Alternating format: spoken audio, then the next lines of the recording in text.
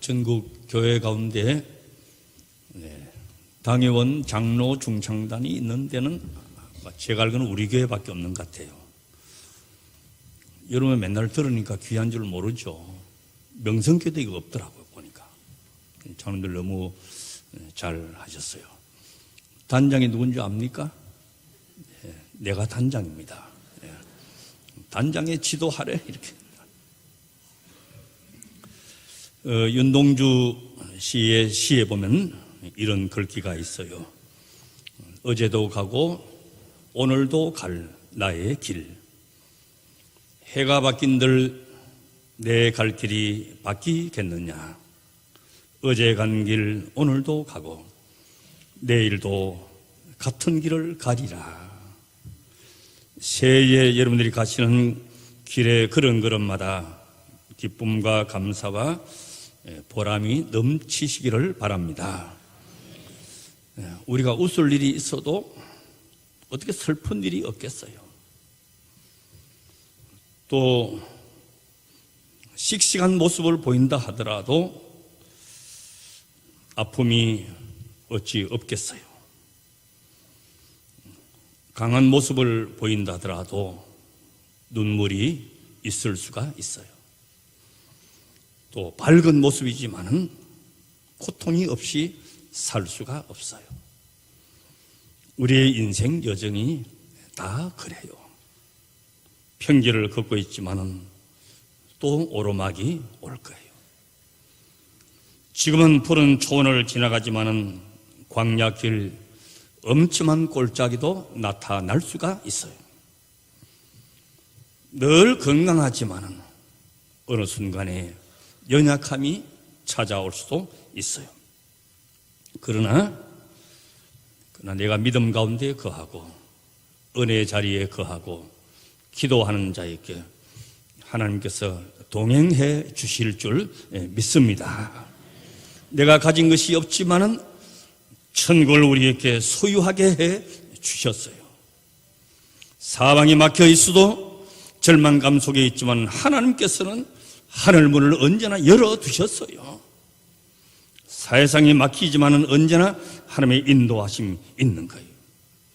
우리가 지나온 날 걸어왔던 것을 돌이켜보면 내가 일했고 내가 다 이룬 것 같지만은 사실은 하나님께서 하신 것이에요.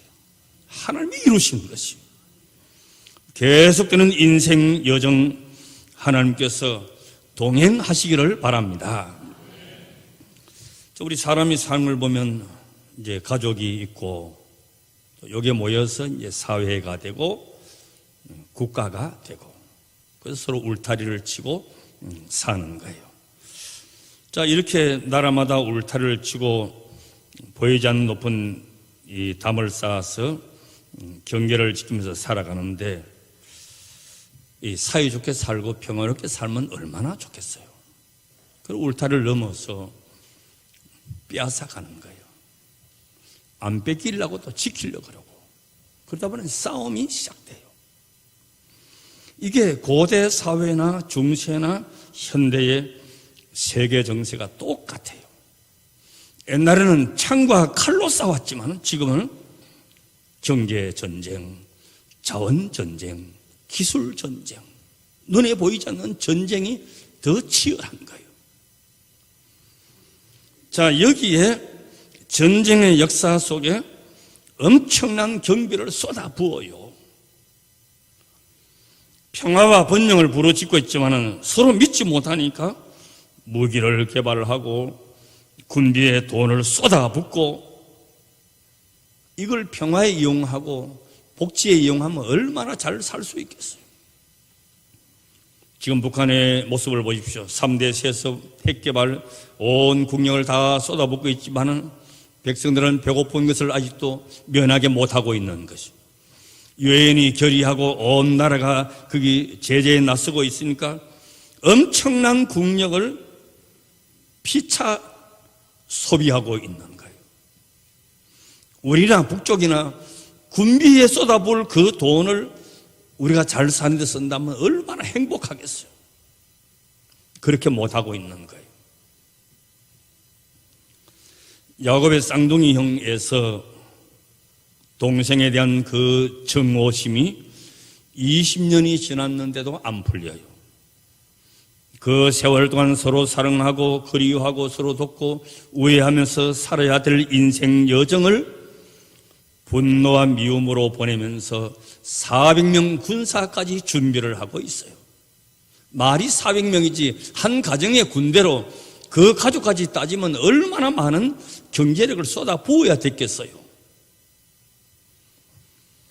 우리의 불행은 무엇을 해야 되고 무엇을 하지 말아야 되는지, 어떤 길을 가야 하고 어떤 길을 가지 말아야 하는지, 무엇이 복이고 무엇이 복이 아닌지를 분간하지 못해서 불행이 찾아오는 거예요.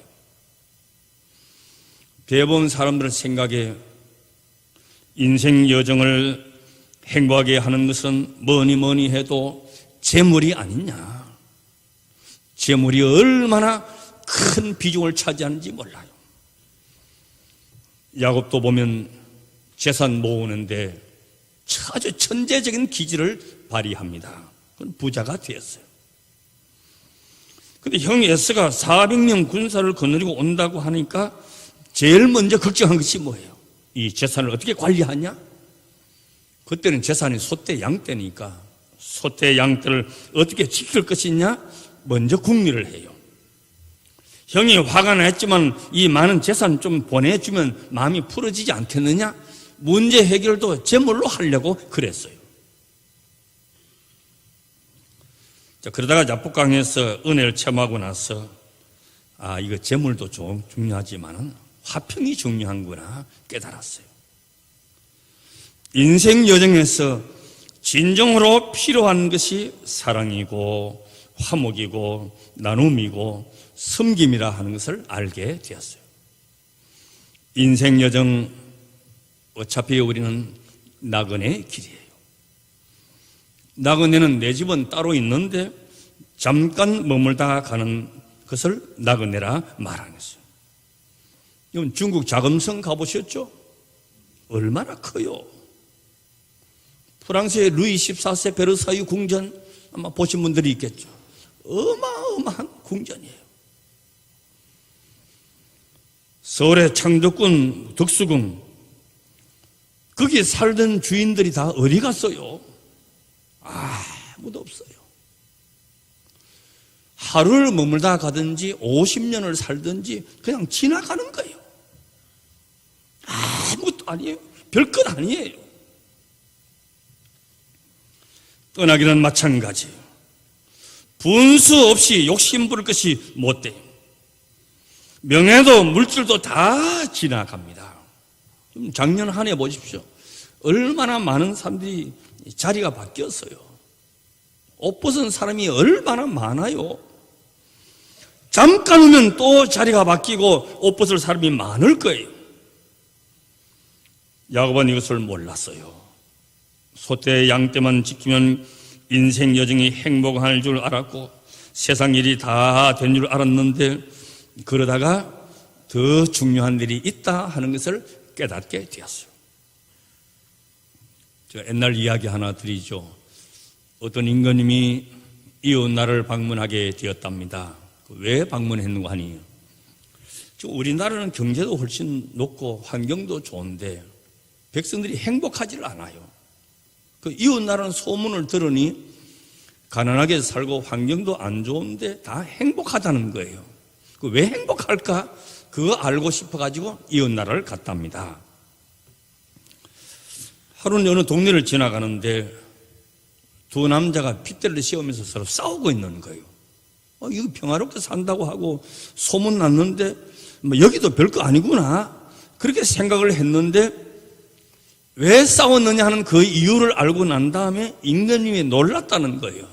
이 두 남자가 왜 싸우느냐?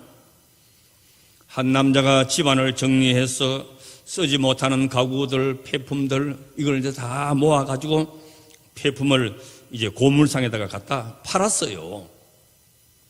그리고 고물상 주인이 이걸 산 폐품을 정리해서 부술 거는 부수고 해체할 거는 해체하고 이렇게 하다 보니까 그 폐품 안에 돈이 들어있는 거예요. 이거 뭐 10,000원짜리 이게 들은 게 아니고 아니 막 뭉치 돈으로 다발로 가득 들어있는 거예요. 이 돈을 가지고 폐품 판 사람한테 찾아갔어요. 나는 고물만 샀지 돈은 이거 내 거 아니니까 가져가시라고. 놀라지도 않았네 보니까. 아이고. 또 폐품을 판 사람은 이 사람은 나는 팔면 다 팔았지 뭐 그거 따로 떼놓고 판 게 아니니까 당신이 가져가라고. 이러고 싸우는 거예요.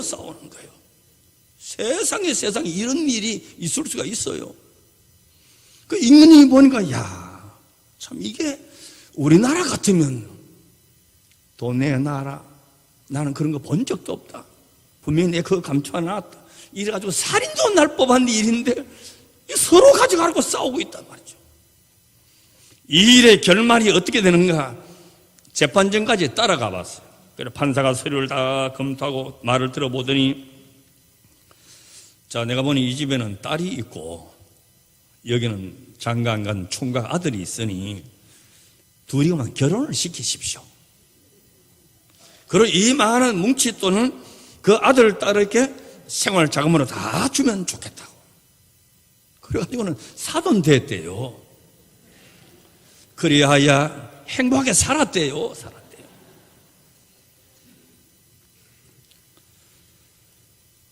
그래서 이 나라가 행복 지수가 높고 모든 것이 평화롭구나 하고는 임금님이 자기 나라로 돌아가면서 큰 깨달음을 가졌다 하는 것이. 우리 가정에도 우리 사회에도 이웃 간에도 이런 싸움이 좀 많았으면 좋겠어요. 아멘 안 해보면 싸우겠다는 소리입니다. 재물보다도 아름다운 관계가 중요하다는 거예요. 야곱이 이걸 깨달았어. 그 다음에 또 뭘 깨달았느냐? 이거는 야곱이 라헬을 극진히 사랑하고 마음을 쏟았어요. 14년 동안 머슴살이하고 결국 그 여인과 결혼했으니 얼마나 대단해요. 우리 사람은 그렇답니다. 내가 사랑할 대상이 있고 사랑받으면 절망하지 않아요.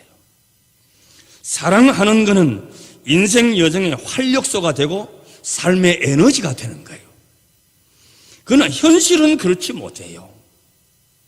마땅히 사랑해야 될 사람을 사랑하지 못하고 미워해요.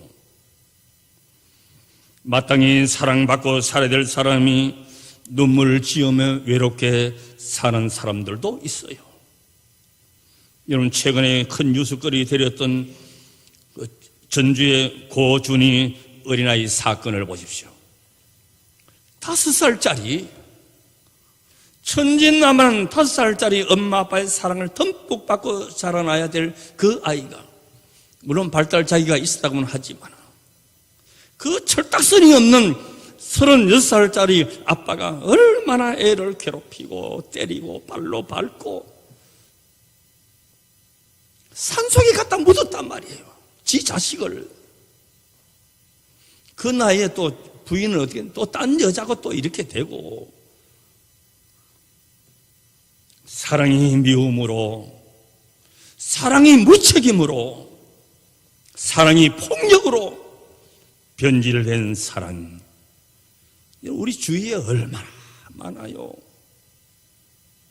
죽자 살자 결혼했는데 몇 년을 못 넘기고 저런 원수 이렇게 변환된 집들이 얼마나 많으냐 말이에요.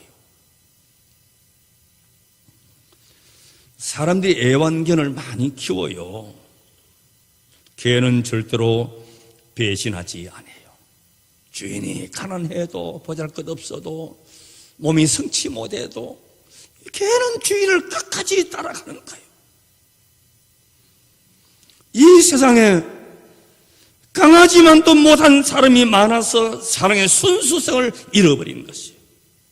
내가 워낙 점잖으니까 강아지란 말을 표현을 하지 뭐만 또 못한 인간이 얼마나 많은지 몰라요.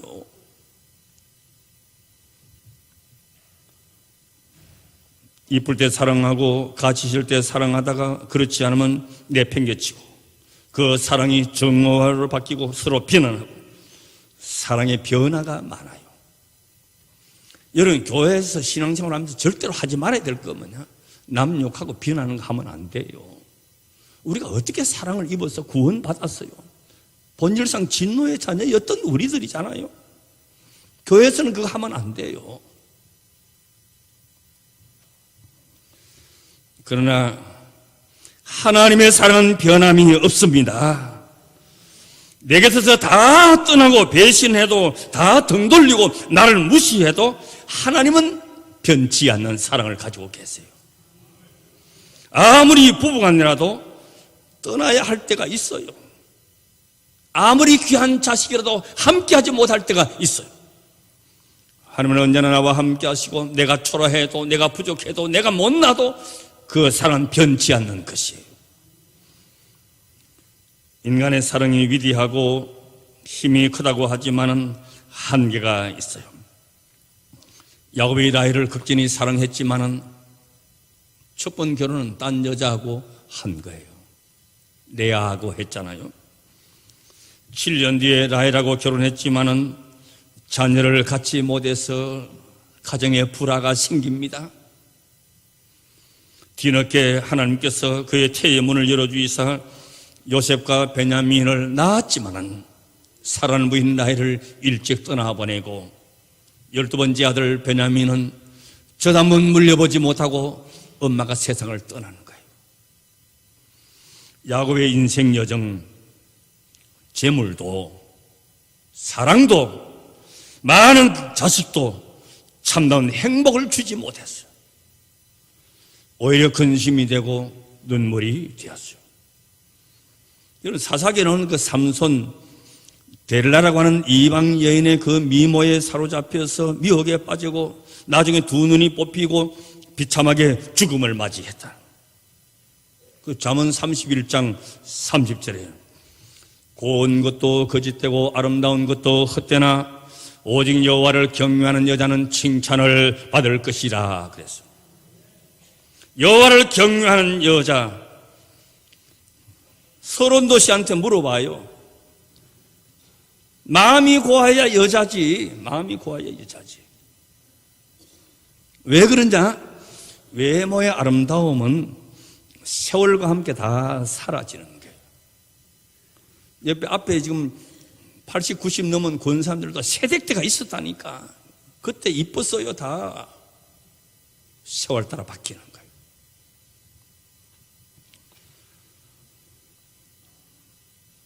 그러나 마음의 아름다움은 시간이 지날수록 정이 가고 향기가 나고 덕망을 끼치고 참된 가치가 거기 드러나게 되는 것이에요. 사람은 속사람이 좋아야 되는 것이에요. 이처럼 야곱의 인생 여정은 잘 살기를 바랐지만 자유하지 못했어요. 사랑하면서 살기를 바랐지만 화목이 깨어졌어요. 자식 많이 갖기를 원했습니다. 아들만 12명, 한 타스가 거기서 나오는 거예요. 12명 나왔어요. 그러나 그 자기들한테 많이 쏘갔어요.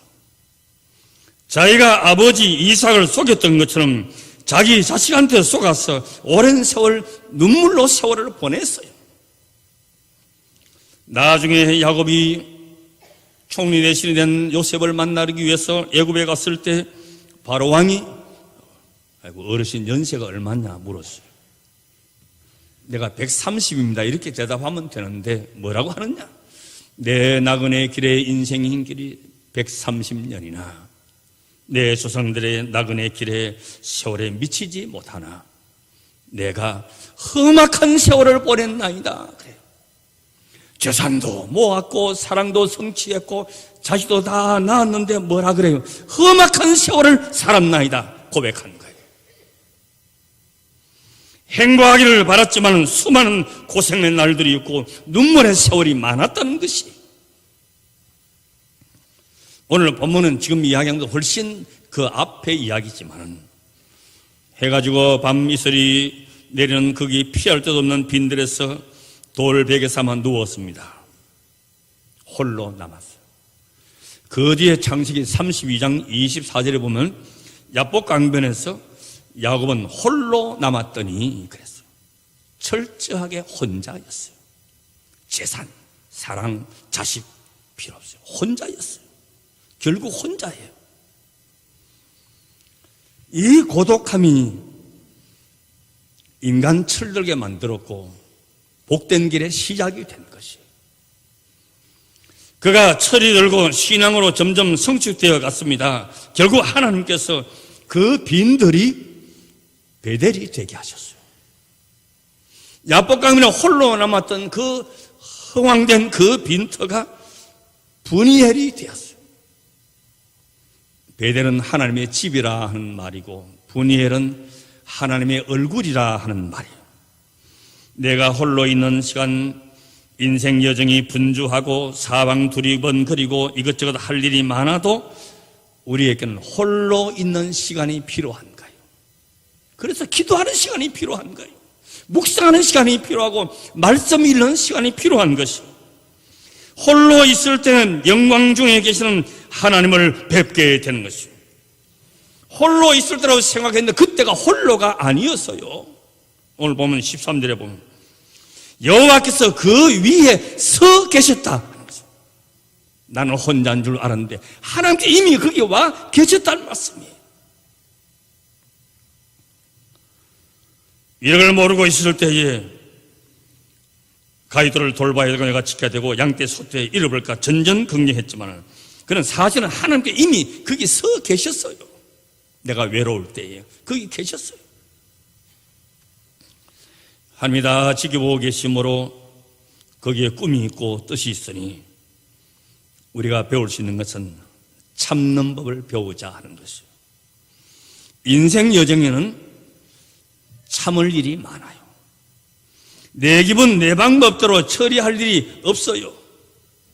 추위도 참고 배고픈 것도 참고 괴로운 것도 참고 어려운 것도 참고 신앙생활도 보십시오. 참아야 될 일이 많지 기뻐서 펄펄 뛸 일이 많아요. 봉사하는 분들도요 참아야 될 일이 많지 기쁜 일이 별로 없어요. 참지 못하면요 지도자 되기 어려워요. 지도자는커녕 한 가정의 가장 되기도 어려워요. 좋은 남편 되기도 어려워요. 여러분 가정에 다 사는 것이 깨소금 쏟아집니까? 참고 사는 게 많지 그렇게 별로 없어요. 황찬주 집사님이나 지금 그런 게 있을까? 다른 사람은 없어요 지금. 응? 새가 시작된 내 남은 인생 여정에 추위도 있고 더위도 있고 비바람 몰아치고 고난의 파도가 밀려올 수 있고 고독의 숲속에서 눈물 지울 수도 있어요. 그러나 여기에 계신 하나님, 내 인생에 깊이 개입하고 계시는 하나님, 철저하게 혼자라고 생각했지만 이미 하나님께서 거기 와 서 계셨다는 것이에요. 서 계신 하나님. 그래서 빈들이 베델이 되게 하셨고 홀로 남은 그곳이 브니엘이 되게 하시는 것이에요.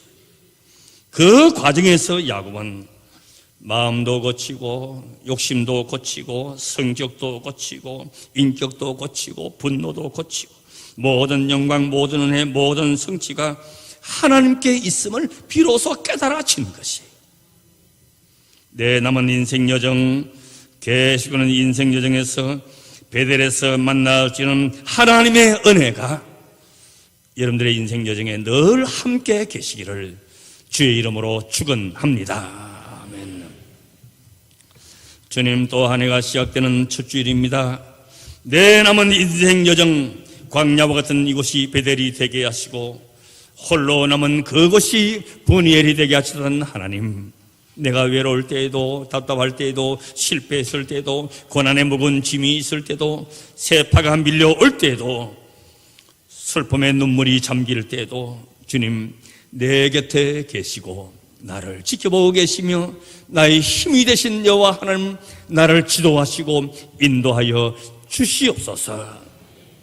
예수님의 이름으로 기도드리옵나이다. 아멘.